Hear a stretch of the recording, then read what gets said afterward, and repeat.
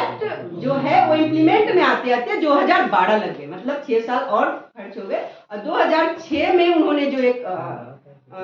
Act लाया, उसमें उन्होंने कहा कि जो भी स्मॉल इंडस्ट्रीज हैं, मतलब छोटे माइक्रो, जो एमएसएमई के नाम से आप अभी थोड़ा सा प्रचलित है, आप सुने होंगे, उसमें लोगों को, हमें आपको, मतलब जो भी आपको SC SC OBC तो नहीं, उसमें भी SC BC को हटा दिया गया, SC को 4% ठेका दिया जाएगा, वो 20% है। मतलब कहने का सेंस है कि जो 100% में 80% अगर मान लिया जाए कि बड़े जो कॉर्पोरेट बिजनेस होते हैं उसको, मतलब जो प्रोक्योरमेंट होते हैं, ठेकेदारी होते हैं, उसको नहीं, लेकिन जो 20% एमएसएमई है उसमें 4% SC SC को उन्होंने रिजर्वेशन दिया और 3% विमेंस के लिए, लघु उद्योग, हाँ लघु उद्योग को, उसमें तो बोली गई 80% में तो आप है ही नहीं कहीं, लेकिन जो 20% उसका हिस्सा है जो एमएसएमई में है, उसमें 4% और 3% 2012 में उन्होंने लाया। लेकिन फिर वो 2000 मतलब फिर वो डाटा तो कलेक्ट होते हैं ना कि कितने SC SC एलिजिबल हुए, उनको मिला, तो उस डाटा में जब उन्होंने देखा तो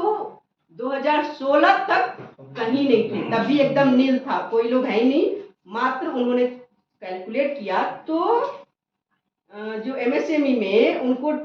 डाटा जो मिला बहुत ही कम, 0.07% डाटा जब 2016 तक मिला। तो उन्होंने एक हब बनाई जिसका नाम था the national schedule caste and schedule tribe hub, ST hub. उस हब से थोड़ा जागरूकता फैलाना या लोगों को कहना शुरू किया कि आप थोड़ा उनको भी लाओ वरना तुम्हें ही ना मिलेगा, बहुत सारी चीजें हैं, तो थोड़ा सा एक कंडीशन लगाया तो थोड़ा जागरूकता फैली, तो जा करके आपको 15-16 के समय ये डाटा आया कि 4% जो SC ST को रिजर्वेशन मिला था वो 22-23 में, 2022-23 में जा करके वो 0.84% पे आया। 0.84% में आप अगर उसको फिगर में, एग्जैक्ट फिगर में देखेंगे तो वो होता है आपको 1468 करोड़। तो कहाँ आपको 60 लाख करोड़, कहाँ 1468 करोड़, 1468 करोड़ मात्र, वो बहुत ह्यूज डिफरेंस है। तो उतने में जो SC SC के लोग हमारे थे उनको मिला। तो अगर बिहार की जातिगत जनगणना करें तब तो बहुत होता है, लेकिन 50% भी अगर किया जाए तो SC BC को आपको लगभग, क्योंकि अभी जो पब्लिक प्रोक्योरमेंट है जो टोटल उसका 22-23 के अनुसार 68 लाख सरकार, मतलब सरकार एग्जैक्ट फिगर सरकार नहीं देती, लेकिन वो कुछ जो उन्होंने डाटा पेश करते हैं भारत सरकार की ओर से, उसके अनुसार से 68 लाख करोड़ बजट में आया है। तो उसमें आपको जो 50% हमारा शेयर तो कम से कम होना चाहिए था, 50% हमारा नहीं, SC BC का, और उसमें आपको OBC को 4% क्यों,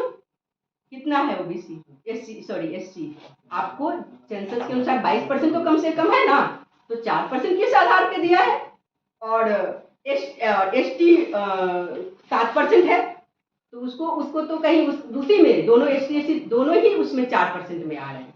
तो जब 4% दिया जा सकता है तो जो संवैधानिक उनका, एक तरह से उनका संवैधानिक अधिकार है, उनका तो संसद में आता है ना काउंटिंग, उनको क्यों नहीं दे रहे, उनको भी नहीं दे रहे, तो ये सारी तरह से एक तरह से हकमारी, ठीक है। तो उस पे आवाज उठनी चाहिए कि जब तक हमारे लोग उस चीजों में नहीं पहुंचेंगे, ये जो आर्थिक इम्बैलेंस खाई बनता जाएगा, और फिर आप समझते ही हैं कि सारे पावर किनके पास रहेंगे, सारी चीजें सब चीज में वही होगी, राजनीति में भी वही लोग होंगे, कॉर्पोरेट में वही लोग होंगे, जो अभी हो रहा है हर जगह वही है। तो नहीं, अपने हिसाब से थोड़ा सा तो इसके लिए कोई पॉलिसी भी नहीं बनाई गई है कि जैसे एमएसएमई के लिए 2012 में थोड़ी सी पॉलिसी बनेगी, सबको जागरूक करके उनको दिया जाए, उस तरह का कोई पॉलिसी नहीं बनाई गई, कोई लीगल बार नहीं बनाया गया, ये यहाँ तक कि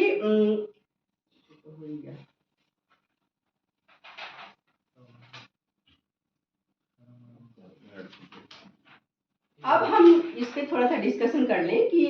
जैसे यूएस का एक डाटा है जहाँ पे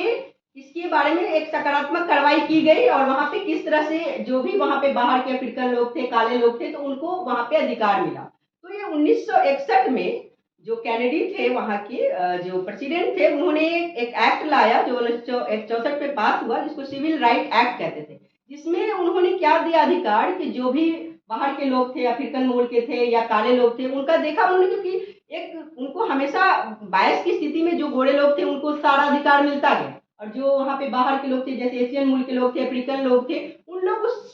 दौर से बहुत पीछे हट गए। तो उनको उन्होंने नौकरी में, जैसे उसको कास्ट, रिलीजन, सेक्स के आधार पे उनका डिमार्केशन नहीं होना चाहिए और उनको मतलब मिलना चाहिए अधिकार, तो उन्होंने एक सिविल एक्ट पास किया और नौकरियों में मिलने लगा। उसके बाद जब 1965 में जब प्रेसिडेंट जॉनसन थे तो उन्होंने और उसको रिफॉर्म किया, और उन्होंने जो जिसकी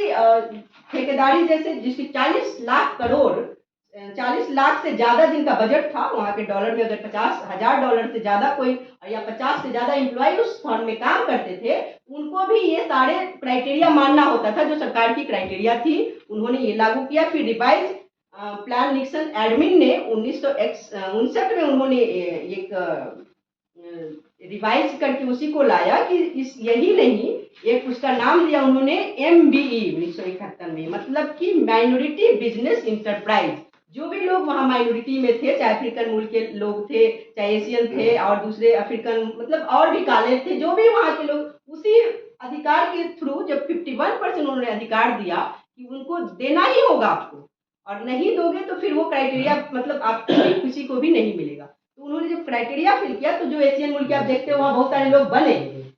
अमेरिका में। इसी की वजह से अब बहुत, जब अमेरिका जैसा देश जो इतना डेवलप है, जब वहाँ पे हो सकता है तो यहाँ तो बहुत कहते हैं कि